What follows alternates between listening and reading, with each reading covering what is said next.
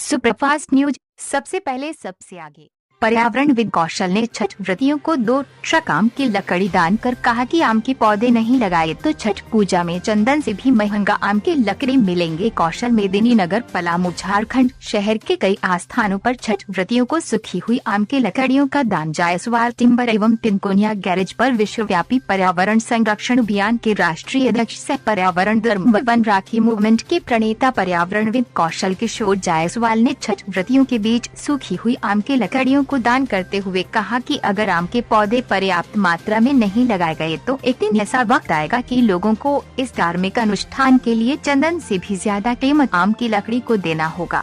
पर्यावरणविद कौशल ने पिछले 26 वर्षों से छठ पूजा में शहर वासियों को दीपावली के सुबह से छठ पूजा के खीर भोजन तक 2 से 3 ट्रक प्रति वर्ष आम की सूखी लकड़ियां दान करते आ रहे हैं। पर्यावरण धर्मगुरु कौशल ने कहा कि पहले राजा महाराजा आम के बगीचे लगाते थे जो प्रकृति के नियमों के अनुकूल बगीचा में आम के पेड़ बूढ़ा होकर गिर गए।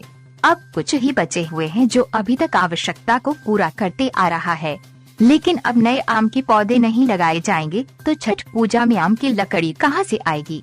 वन राखी मूवमेंट के प्रणेता ने कहा कि शहर में पत्थर, कोयला और गैस की व्यवस्था आसानी से हो जाती है, परंतु निष्ठा और लोक आस्था के महान पर्व छठ पूजा के प्रसाद आम की लकड़ी पर ही तैयार किया जाता है। इसी कारण कई लोग छठ पूजा में आम की लकड़ी 10 गुने महंगे दाम पर बेचते हैं। उनकी सोच है कि गरीब से गरीब लोग छठ पूजा करें तथा उनको आम की लकड़ी महंगी न खरीदना पड़े, इसलिए 26 वर्षों से शहर वासियों को आम की लकड़ी और अपने जन्मभूमि गांव डाली बाजार में फूल, पूजा सामग्री और साड़ी पूर्वजों से दान करते आ रहे हैं। श्री जायसवाल ने कहा कि प्रमंडल के लगभग सभी आम का बगीचा बूढ़े होकर गिर गए। कहीं वज्रपात से सूखे हुए आम के पेड़ों को खरीदी की जाती है, नहीं मिलने पर उड़ीसा, छत्तीसगढ़ और मध्य प्रदेश सूखी हुई आम की लकड़ी खरीदी कर इकट्ठा किया जाता है, तभी सूखी हुई आम की लकड़ी छठ पूजा में वितरण किया जाता है। इस कार्य की पूरी जिम्मेवारी यूनिक प्लाई के प्रोपराइटर अरुण कुमार जायसवाल एवं ग्राम पंचायत डाली बाजार के मुखिया अमित कुमार जायसवाल को दिया जाता है। इस कार्य में बसंत सिंह, अनुज कुमार, गोपाल प्रसाद, संतोष मेहता, कामेश्वर विश्वकर्मा, गोरख चौरसिया, मुनीश्वर मांझी की भूमिका भी सराहनीय रहती है। इस कार्यक्रम में उपस्थित अरविंद जायसवाल, रोहित जायसवाल, दर्पण जयदीप, प्रोफेसर विकास अग्रवाल, तालिबान गुप्ता, आयुष कुमार थे। शहरवासियों को 26 वर्षों से छठ पूजा में सूखी हुई आम की लकड़ी दान करते आ रहा हूँ।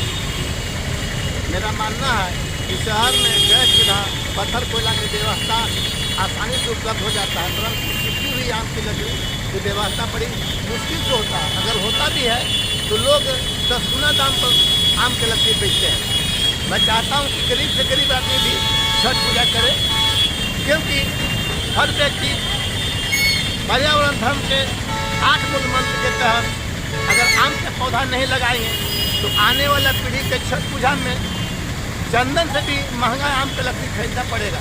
क्योंकि राजा महाराजा पहले बगीचा लगाते थे, वो आम के बगीचा सूख गए, गिर गए। प्रकृति का नियम है परिवर्तन, उस हिसाब से पलामू प्रमंडल के जो भी बगीचा थे बूढ़े होकर के सूख के गिर गए आम के। तो अब नए आम अगर नहीं लगेंगे तो आने वाले पीढ़ी के छठ पूजा में आम की लकड़ी कहाँ से आएगा। इसलिए आज हम लोग उड़ीसा, मध्य प्रदेश, छत्तीसगढ़ से 4 से 5 ट्रक लकड़ी मंगाते हैं प्रत्येक साल। अभी दीपावली पूजा के सवेरे से हम लोग आम की लकड़ी बांटना शुरू करते हैं। अब आज फिर भोजन के दिन हम लोग अंतिम करते हैं बांटना।